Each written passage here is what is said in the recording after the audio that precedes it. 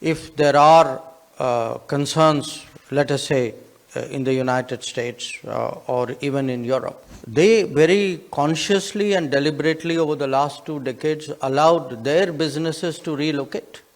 That was their choice, it was their strategy.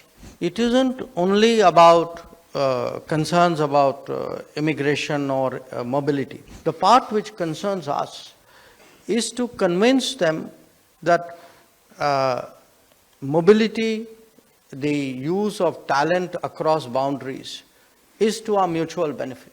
That they would be net losers if they actually erect too many roadblocks to the flow of talent. It was not too long ago that we used to talk about brain drain. Then came around 2000 when the Vajpayee government actually started the Pravasi Bharatiya Divas. When actually you began from talking about brain drain, you started celebrating the achievements of the Indian diaspora abroad. But now I see a third phase where your government is actually promoting mobility by doing this migration and mobility agreements. So how has this new phase come? I mean, what is the thinking behind that the government is taking the lead to promote the movement of our talent around the world? No, you're right. I think we have evolved.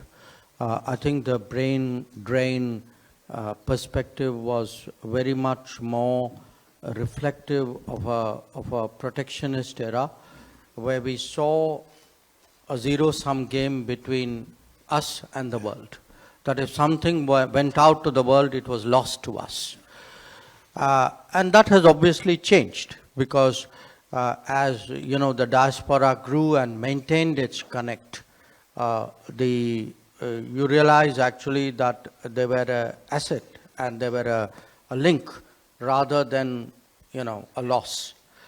The second phase to me was important because it was actually a strong psychological, emotional message, a realization that actually someone who's mobile, someone who's emigrant, someone who's already emigrated, actually maintains the linkage to India.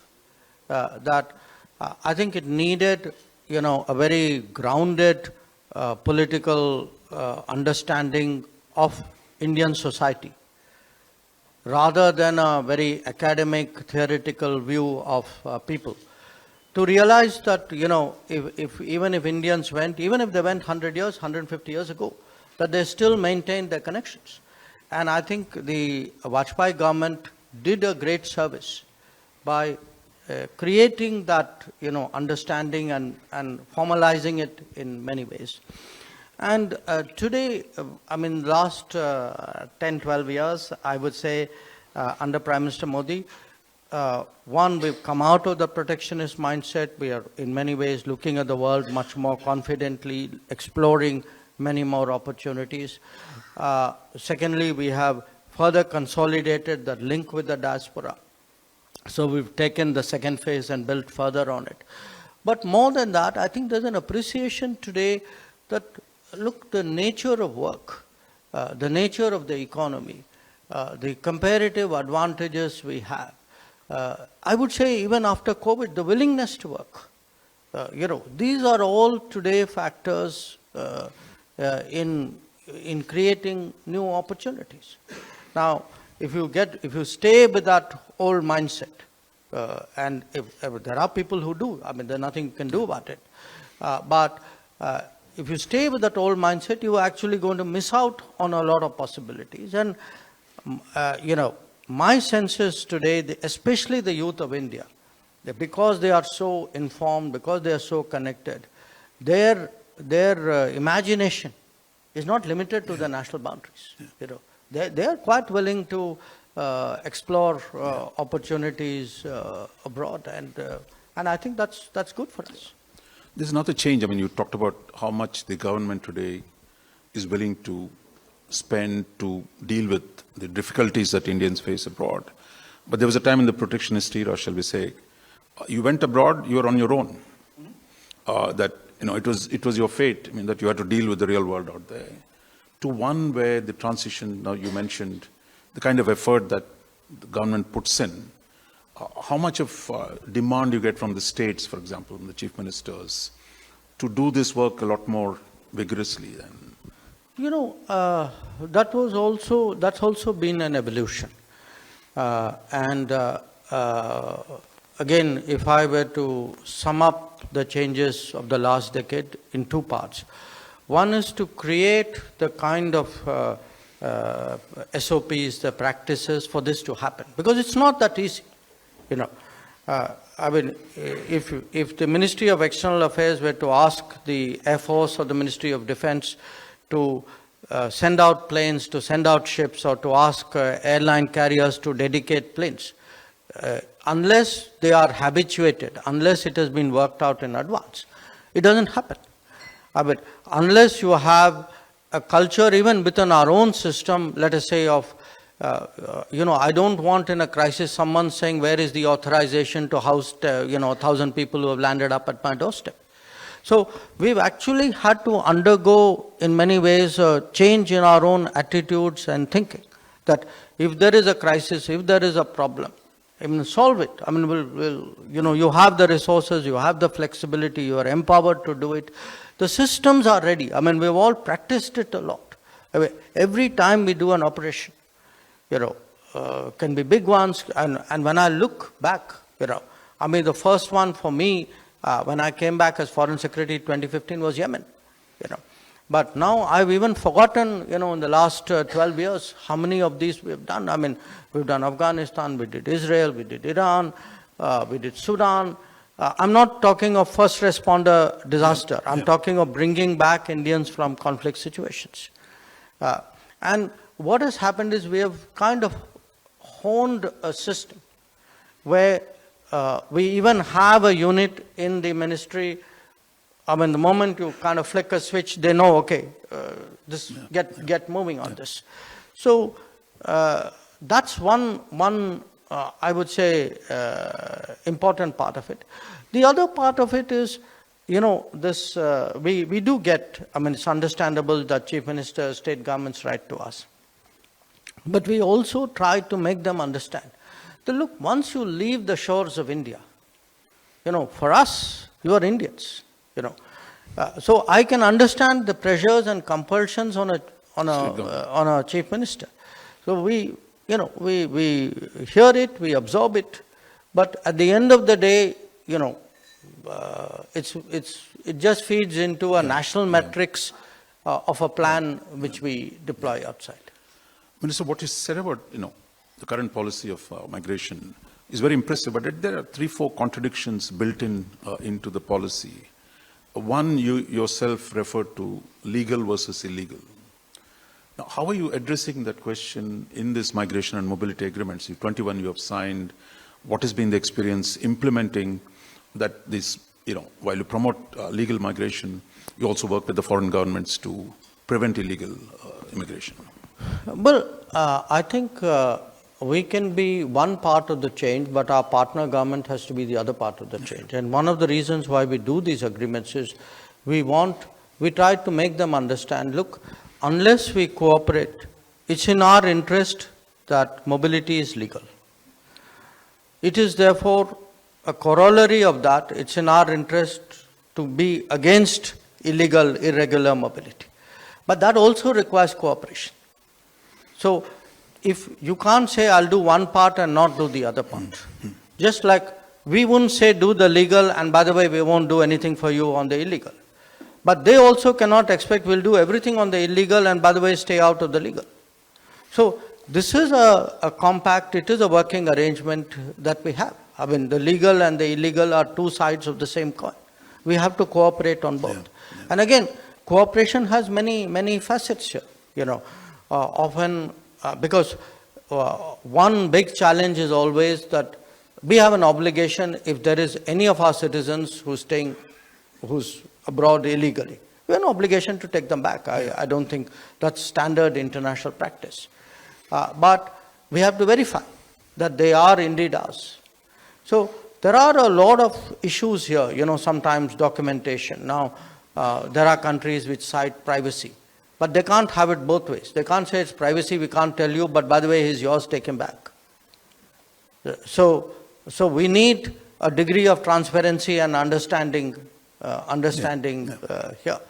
And that's really what we try to do, which is really, work out understandings with different countries. And my experience with these 21 odd agreements and, has been that wherever actually we have a formal understanding, over a period of time, it has actually been very effective. Yeah.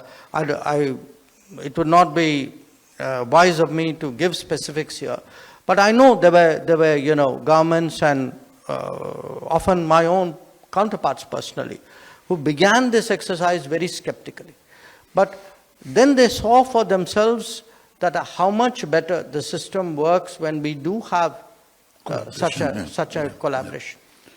Minister, second contradiction is really, for 60 years or so, much of the Western world was very open for immigration.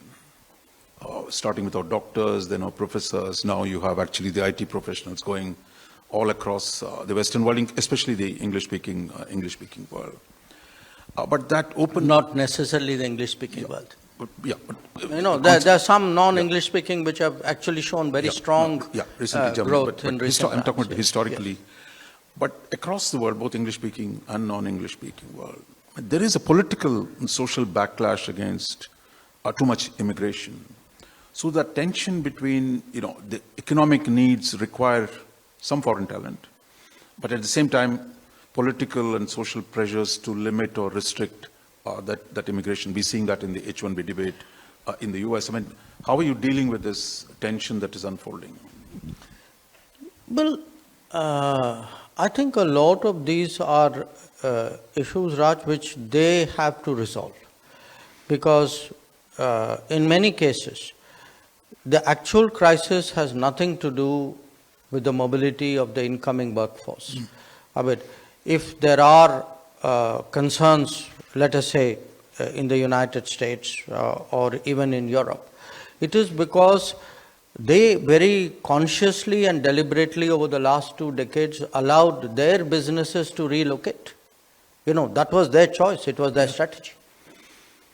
So if there is pressure on jobs in many of the developed countries, the pressure on jobs is less because people came in those sectors. It is more because they allowed manufacturing to go out, and you know where. Yeah. So I think they have to find ways of fixing it, and many of them are, because if you see, it isn't only about concerns about immigration or mobility. It is also about loss of jobs and about recreating manufacturing and pulling back, what was allowed to leave over many decades. So I can't give you a simple answer to it, but the part which concerns us is to convince them that mobility, the use of talent across boundaries, is to our mutual benefit, that they would be net losers if they actually erect too many roadblocks to the flow of talent. And particularly if you move into an era of advanced manufacturing, if, this will be, you will need more talent, not less talent. Yeah. And talent cannot be organically developed at a high rate. There is a certain structural impediment out there. So, and in their own societies, you can see the tension. Often the people in the forefront of entrepreneurship and technology would actually make the case for mobility. It is the people who I would say have a certain political base or a constituency to address who may oppose it. And they will probably reach some modus vivendi there. So some kind of a new balance between the economic and political should be worked out. Yes, but also some kind of new balance between the mobility of people and the mobility of work. If it becomes harder for people to travel, the work's not going to stop, okay? So if people don't travel, the work will travel. So the insourcing or outsourcing, no, there is a third contradiction. While exporting talent. Last two, by the way, didn't end up as contradictions. No, you're trying to resolve them. But third one is really, is one thing to export talent, but you also, your domestic needs for the same talent are also growing as you try to do more manufacturing, more advanced technologies, more medical doctors. In every field where migration we've seen grow, there are also domestic needs, and I already see the government talking about returnees or facilitating some talent coming back. So where do you see this tension playing itself out? I don't want this to seem political, but this is actually a statement of fact. As a sort of a sweeping proposition, the number of educational institutions in this country in the last 10 years have doubled over what they were in the 60 odd years they were before that. What actually happened was after the first spurt, we somewhere plateaued. You and I are of the same generation. Probably when we left school, there were 5 IITs in the country. Till when we hit the our middle age, there were still 5 IITs in the country. The manner in which, I'm just using IIT as a shorthand, don't take it literally. But the manner in which, let us say, our engineering schools, our technical schools, our medical schools, our nursing institutions, take whichever field. We didn't see, if you had a certain growth rate, it made common sense your capacities should have paralleled the growth of your economy. It didn't happen. So it's actually been, in the last 10 years, there's been this huge emphasis on increasing capacity. And why I say that to you is, you are not going to solve this problem, this apparent contradiction you refer to. You can't tell people, don't go out to work. It's a freedom of movement. We're a democratic society. They have a freedom to travel. If they get better prospects, of course they will look at it. The common sense thing is to create opportunities at home. To create opportunities at home, you need to address both the demand side and the supply side. The supply side means you've got to, keep increasing your output of skilled and talented people. And the demand side would be, unless you are able to post, sustained high growth rates, you're not going to be able to, find opportunities for their employment and retention. One way of actually resolving this dilemma is also, as I said, strengthening the talent base in the country. That also, we've seen some foreign universities come in. I think for many countries, it makes sense rather than drawing students in to set up universities in India. Absolutely. But is there enough reform from the government side to actually facilitate foreign universities operate here and create skill? It's interesting. I was at a school of management over the weekend. And because I was there, I looked into the history of that institution and saw the foreign collaboration with which it started. This was, by the way, the Indian Institute of Management in Calcutta. The first one in the country. Yeah, the first one in the country. The initial phase when institutions were created in this country actually had a lot of foreign collaboration. Most of your original IITs, for example, had partners. Many of the agriculture universities had partners. The management institutions had partners.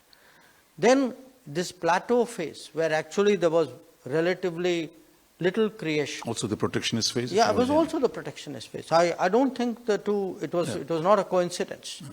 So what we have now done is we've actually liberalized, because again, as I said, like talent can move out or work can come in. We have today close to 1 million foreign students, 1 million Indian students studying abroad. 1 million. Why is that? Does it not make sense actually to liberalize the educational environment so that the universities come in? It's cheaper, it's effective, we stand to benefit. There's a very powerful logic, and it's happening now. We've had actually, I think it began with a few Australian universities. I know a number of British universities have come in, including one fairly close in the National Capital Territory, National Capital Region. And I see many more happening. You know, I mean, I was in Canada a few weeks ago, and I can tell you, Canadian universities which draw in a lot of students, many of them are actually quite interested in setting up campuses in India. And I think we see benefit in this, and we have left it very open. You know, they can come in on their own, they can come in collaboratively, they can do double degrees, they can do brownfield. I mean, it's up to them to figure out. So one last contradiction, or a seeming contradiction, or a tension, if you will, that while you talked about demographics in your presentation, and there is actually a steep decline of in the Western societies, in Far East, in China, in Japan, Korea, everywhere. But there's also an Indian decline that we're beginning to see, certainly in the South Indian states. But the fact is, at what point do we need to think through? I mean, how do you promoting netlist policies, which many countries are doing? Is that something too far away at this point, or we have enough talent base today to deal with a potential decline in India's own demographic? You know, I think it's a matter of degree, but it's important. It's natural with prosperity that there is a tapering. But what we are seeing internationally is actually in many societies a very, very sharp fall, which the word decline would be more appropriate. So often, you know, when people try in our business to forecast the world and say, okay, what's really going to change in 10 years? You are saying what will change in 5 years, other than your magazine would be selling in more places. People, you know, common answer would be, well, technology, AI. I think if you know, demographic trends are a significantly underrated, understudied aspect of the change that awaits us, because they could actually have very, you know, sweeping implications for the future of many societies, and each one of them has some peculiar, you know, reason for where the fall is very, very sharp. Where it tapers, I think the situation is much more amenable to you know, adaptation, and it will, you know, this will happen. I mean, it's a natural trend. I don't think you can mitigate it, but it's not something you can actually reverse.